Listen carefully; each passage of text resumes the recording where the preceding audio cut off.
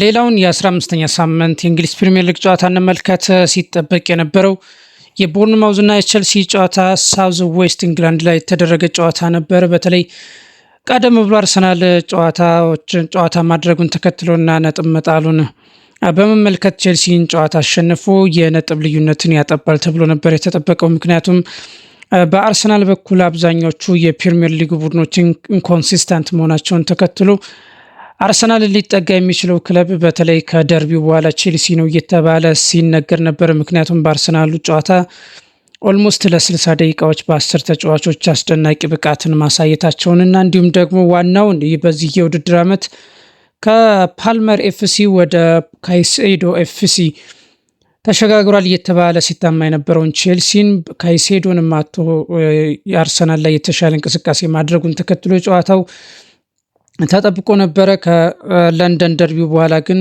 በኢላንድ ሮድ በነበረው የዮርክሻየር ጨዋታ ቼልሲ 3-1 ተሸንፎ ነበረ ወደዚህ ጨዋታ የመጣው። አሁን ደግሞ በሳውዝ ዌስት ቦርንማውዝ ቫይታሊቲ ላይ ደግሞ ጨዋታውን 0-0 በሆነ ውጤት ነው የፈጸመው። ቼልሲ በተለይ በማርክ ኩኩረያ፣ ቻሎባ፣ ፎፋናና ጉስቶ አማካኝነት እነዚህ ናቸው አሁን በቼልሲ የቋሚ ተከላካዮች አራቱ።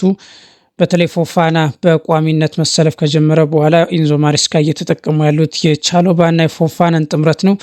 ከዚህ በኋላ ዋናው የባህል ተከላካያቸው ጥምረት ይሄ ይሆናል ተብሎ ነው የሚታወቀው። ጄምስ የአማካይ መስመር ተጫዋች እንደሆነ እያረጉት እንደሆነ እየተመለከትን እንገኛለን። ከኢንዞ ፈርናንዴዝ ላይ ጋ ነው በጨዋታው ላይ የተጣመረው። ከዴላፕ ጀርባ ደግሞ ጋርናቾ፣ ፓልመርና ኔቶ ተሰልፈዋል። በቼልሲ በዚህ ጨዋታ ላይ ሌላው ጥሩ ነገር ፓልመር ወደ ሜዳ መመለሱ ነው። ከሴፕቴምበር 20 በኋላ ነው ወደ ሜዳ የተመለሰው። በማንቸስተር ዩናይትድ 2-1 በተሸነፉበት ጨዋታ ነበረ ወደ ከሜዳ በ20ኛው ደቂቃ ላይ መውጣት የቻለው። በትላንትናው ዕለት ግን ወደ ሜዳ መግባት ችሏል። በቋሚ አሰላለፍ መግባት ችሏል። ባለፉት ጨዋታዎች ፓልመር እንዳልተሰለፈ ይታወቃል በጨዋታዎች ላይ። ስለዚህ ኢንዞ ማሬስካ በተለይ ከሊድስ ዩናይትድ ጨዋታ በተከላካይ ቦታ ያሉትን ሁኔታዎች ቀይረዋል። ፎፋና እና አጉስቶ ወደ ሜዳ ተመልሰዋል። በዛ ቶሲን እና እንዲሁ ደግሞ በተለይ ቻሎባህን ወደ ቀኝ አውጥተው ነበረ የተጠቀሙበት። ባዲያሽል ነበረ በመሃል ተከላካይነት የተጠቀሙት። በአማካይ ቦታ የነበረውን አንድሬ ሳንቶስን ደግሞ በጄምስ ቀይረው ነው የገባው። በዛ ጨዋታ ላይ ፓልመር አልነበረም። ስለዚህ ተሰልፎ የነበረው ሌላ ተጫዋች ነበረ። በጨዋታው ላይ ጃኦ ፔድሮ ነበረ። በኔቶ ቦታ ተሰልፎ የነበረው ስቴቫ ዊሊያን ነበረ። ስለዚህ በፊት ለፊት ደግሞ ዴላፕን ነው የተጠቀሙት። ስለዚህ ያው የተጫዋቾች ቅያሬዎችን ማድረግ ችለዋል። ከጨዋታ ወደ ጨዋታ ላይ ብዙ ተጫዋቾችን እንደሚቀይሩ ይታወቃል። በተለይ ቼልሲ በዚህ የውድድር ዓመት በሻምፒየንስ ሊግ መሳተፉን ተከትሎ እንዲሁም ደግሞ በክረምቱ ደግሞ የፕሪሲዝን አለማድረጉና ተጫዋቾቹ ረፍት አለማድረጋቸውን ተከትሎ ተጫዋቾች ቶቶ ላይ የሚቀያየሩበት ቡድን ነው። ሊያም ዴላፕ በጨዋታው ላይ በትከሻ ጉዳት ወጥቷል። እንዲሁ ደግሞ የቦርንማውዝ ጎል ተሽሮ ነበረ። በተለይ አንቶኒ ሴሜንዮ ያስቆጠራት ጎል ከኦክቶበር መጀመሪያ በኋላ ጎልን ማስቆጠር ችሎ ነበረ። ነገር ግን በቫር ምክንያት ተሽራለች። ቦርንማውዝ ከስድስት ጨዋታዎችን ማሸነፍ አልቻለም። ቼልሲም ያለፉትን 3 ጨዋታዎች ማሸነፍ አልቻለም። ከአርሰናል ጋር አቻ፣ በሊድስ ዩናይትድ 3-1 ተሸንፏል። በምሽቱ ጨዋታ ደግሞ ያው 0-0 መውጣት ችሏል ማለት ነው።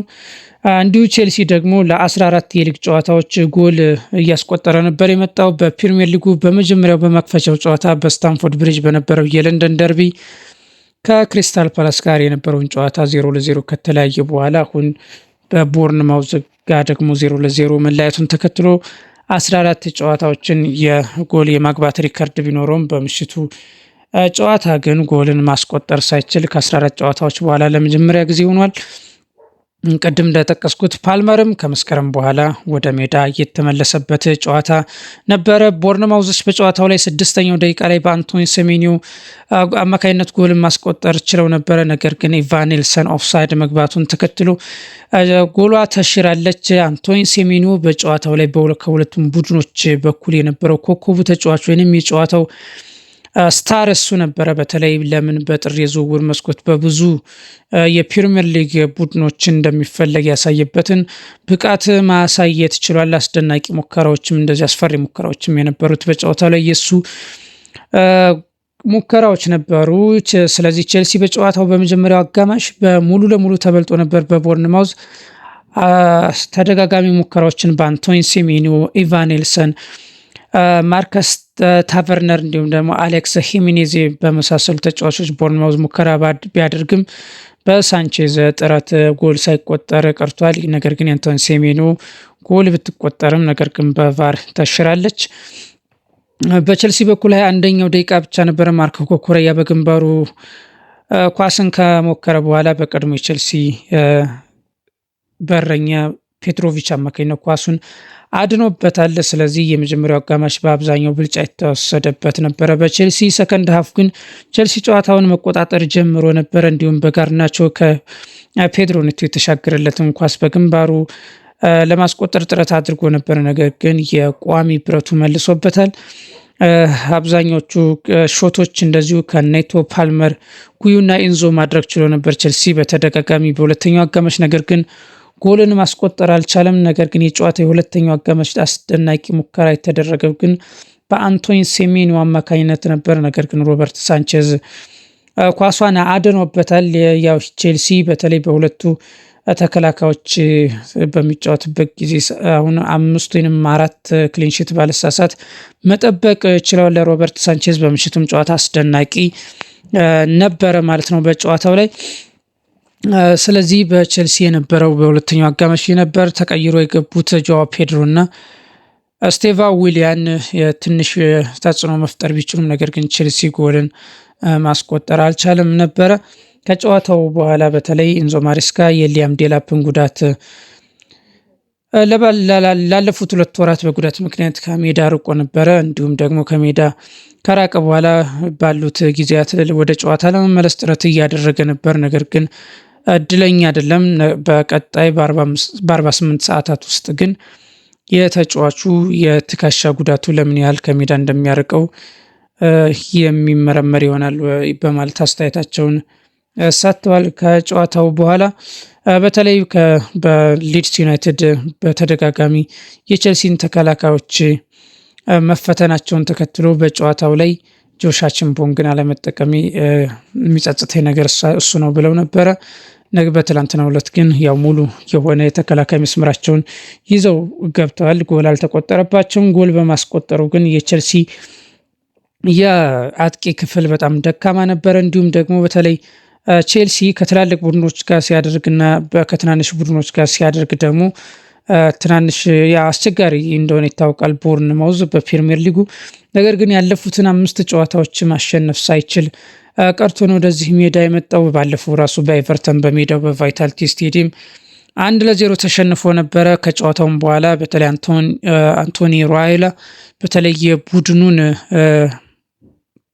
አግሬሲቭነት በጣም ወቅሶ ነበረ። ምክንያቱም በጣም ለጨዋታው ያለን ቴምፖ ጥሩ አልነበረም በማለት አስተያየቱን ሰጥቶ ነበር። በምሽቱ ጨዋታ ጥሩ ቢሆኑም ነገር ግን ያው ጎልን ማስቆጠር አልቻሉም። ጨዋታውን ማሸነፍ አልቻሉም። ያው ለ6 ጨዋታ ያለ ማሸነፍ ሪከርዳቸው ቀጥሎባቸዋል። በስታቲስቲክስ በኩል በምንመለከትበት ጊዜ ፖሴሽን ቼልሲ 61-39 በልጦ ነበረ። በኤክስጂ ግን ቼልሲ ተበልጧል።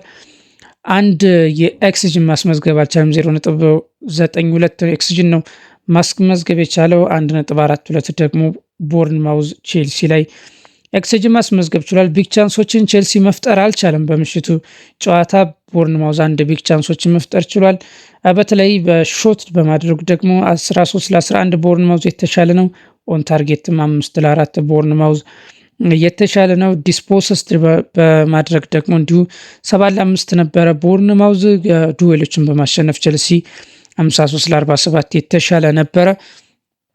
በተለይ በቼልሲ በትላንትናው በምሽቱ አንድንም እንኳን ቢግ ቻንስ አለመፍጠርን በተመለከተ በተለይ በአጥቂ መስመር ያሉትና በተለይ የአማካዮቹም እንደዚሁ ጥሩ አልነበሩም። እንዲሁም ኮል ፓልመር ከረጅም ጊዜ በኋላ ወደ ሜዳ መግባቱንም የተመለከተ ይመስላል። ቀዝቃዛ ነበረ። እንዲሁም ደግሞ በቼልሲ የመስመር ተጫዋቾችም እንዲሁ ደግሞ የአማካይ ተጫዋቾችም እንደዚሁ ቢግ ቻንስን መፍጠር አልቻሉም። ለማርክ ጉዩም ከገባ በኋላ ኳሶችን አመቻችተው ለማቀበል ተቸግረው ነበረ።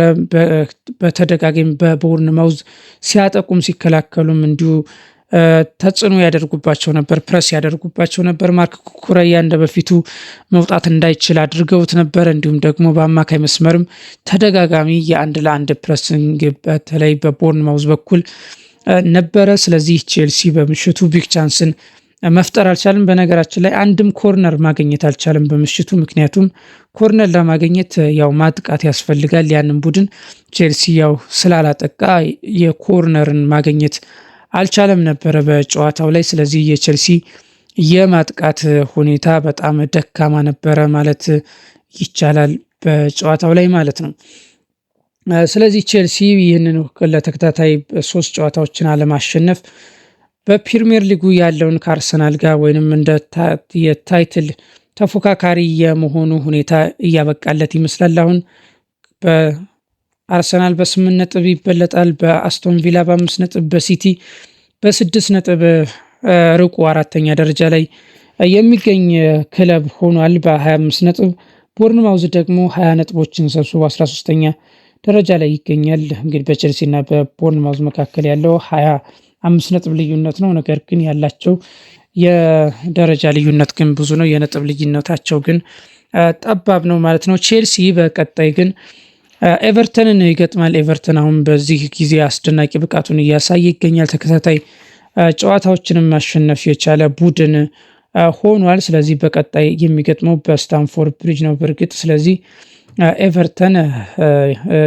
ኤቨርተንን ያስተናግዳል በብሪጅ። ኤቨርተን ኦልትራፎርድ ላይ እንዲሁ ማንቸስተር ዩናይትድን 1-0 በ10 ተጫዋች ተጫውቶ ማሸነፍ ችሎ ነበረ። ከዛ በኋላ ያሉትንም ጨዋታዎች ላይ ጥሩ ነበረ። ስለዚህ አሁን ኤቨርተን አስቸጋሪ የሚባለ ቡድን ነው በዚህ ሰዓት የዴቪድ ሞይስ ቡድን በተለይ ለቼልሲ አሁን ደግሞ እያሳየ ላለው ብቃት ደግሞ በቼልሲ በኩል ላለው ሁኔታ አስቸጋሪ ሊሆን ይችላል ቀጣዩ ጨዋታ። ምክንያቱም ኤቨርተንም እንዲሁ ስፔስ ከልክሎ ነው የሚጫወተው። ቼልሲ ደግሞ ስፔስ የሚከለክሉ ቡድኖችን እያሸነፈ አይገኝም። ያለፉት 2 ጨዋታዎች ምስክር ናቸው። የሊድሱና አሁን የቦርንማውዝ የምሽቱ ጨዋታ እንዲሁ ነው። ኤቨርተን ፎረስትን ነው እንዲሁ 3-0 ማሸነፍ የቻለው። እንግዲህ ቀጣይ ጨዋታዎች የሚጠበቁ ይሆናል በቼልሲ በኩል። አሁን ለጊዜው ጠንካራውን ኤቨርተንን ነው የሚያስተናግደው። ኤቨርተን አሁን 5ኛ ደረጃ ላይ ይገኛል። ከቼልሲ ቀጥሎ ነው ነጥቡ ያለው ራሱ። ስለዚህ በተለይ ከላይ ቶፕ ያሉ ቡድኖች ናቸው ማለት ነው እርስ በርሳቸው የሚጫወቱት። ኤቨርተን 24 ነጥቦችን ሰብስቦ ከቼልሲ በ1 ነጥብ ርቀት ላይ ነው የሚገኘው። ስለዚህ ቀጣይ ጨዋታ ለቼልሲም ቀላል አይደለም ማለት ነው። ከዛ ጨዋታ በፊት ግን ማክሰኞ ወደ ቤርጋሞ ኢታሊያ በማምራት አትላንታን በሻምፒዮንስ ሊጉ የሚገጥም ይሆናል። በተለይ በሻምፒዮንስ ሊጉ 10 ነጥቦችን መሰብሰቡ የሚታወስ ነው የምዕራብ ለንደኑ ክለብ። ስለዚህ በቼልሲና በቦርንማውዝ የነበረው የቫይታሊቲ ስቴዲየም ጨዋታ ይህንን ይመስል ነበረ። ያው ቼልሲ ማሸነፍ ሳይችል እንዲሁ ደግሞ ከመሪዎቹ ጋር ያለውንም ነጥብ የማጥበብ ዕድሉን ሳይጠቀም ቀርቷል። እንዲሁ ደግሞ በተለይ በአርሰናል በ10 ተጫዋቾች ከተጫወቱ በኋላ ያለው ብቃት ጥሩ አይደለም ቼልሲ። አሁን በቼልሲ በተለይ በኢንዞ ማሬስካ በኩል ያለው ሁኔታ ይህንን ይመስላል። ምክንያቱም አብዛኛዎቹ ደጋፊዎችና እንዲሁም ፐንዲቶች ኢንዞ ማሬስካ ቋሚ 11ና ለምን አይጠቀምም ይላሉ። ነገር ግን እኔ በሱ ማኔጅ በሚያደርግበት ተጫዋቾቹን ሁኔታ ቅሬታ የለኝም። ምክንያቱም አንደኛ 13 ወር ሲዝን አሳልፎ ነው የመጣው። አምና በፕሪሚየር ሊጉ ሳይጀመር ነበር ቀደም ብሎ የኮንፈረንስ ሊግ ማጣሪያ ያደረገው። በኮንፈረንስ ሊግ ተጫዋቾቹ ረጅም ጉዞ ያደርጉ ነበር ወደ ምስራቅ አውሮፓ። እንደዚሁም ደግሞ ተጫዋቾቹም በማይመች የምስራቅ አውሮፓ ሜዳዎችን ይጫወቱ ነበረ። ከዛም በኋላ ሲዝኑ ካለቀ በኋላ ደግሞ በአሜሪካ በወበቅና በአስቸጋሪ አየር ንብረት ደግሞ በአሜሪካ ቼልሲ እስከ መጨረሻው ድረስ ተጫውቶ ዋንጫ አንስቶ መመለሱ ይታወቃል። እንዲሁም ደግሞ በተለይ አሁን በቋሚነት የሚሰለፉት ፎፋና፣ ሪስ ጄምስ እነዚህ ሁለቱ ተጫዋቾች የቼልሲ ምርጦቹ ተጫዋቾች እንደሆኑ ይታወሳል። ነገር ግን እነዚህ ተጫዋቾች በተደጋጋሚ በየ3 ቀኑ ጨዋታዎችን ማድረግ የማይችሉበት ሁኔታ ላይ ነው የሚገኙት። ምክንያቱም ከረጅም ጊዜ ጉዳት በኋላ ወደ ሜዳ የተመለሱ መሆናቸውን በማስመልከት ነው። ያው ኢንዞ ማሬስካ 4ኛ ደረጃ ላይ ይገኛሉ 25 ነጥቦችን በመሰብሰብ በእርግጥ ገና 15ኛ ሳምንት ቢሆንም ያው ወደ ዋንጫው ግን ለመፎካከር ያላቸው ጥረት ግን ያበቃ ይመስላል። ምክንያቱም ያላቸውም ኢንኮንሲስተንሲ በቼልሲ ያለው ሁኔታ ይህንን ይመስላል። አድማጮቻችን ስላደመጣችሁ እናመሰግናለን። ይህ ፕሮግራም ደግሞ ለሌሎች ተደማጭ እንዲሆን ላይክ እንደዚሁም ደግሞ ፎሎ እና ሼር እያደረጋችሁ ፕሮግራሙን ስላደመጣችሁም እናመሰግናለን። በቀጣይ ሌላ ጨዋታ ላይ ደግሞ እስከንገናኝ ደህና ሁኑ። አመሰግናለሁ።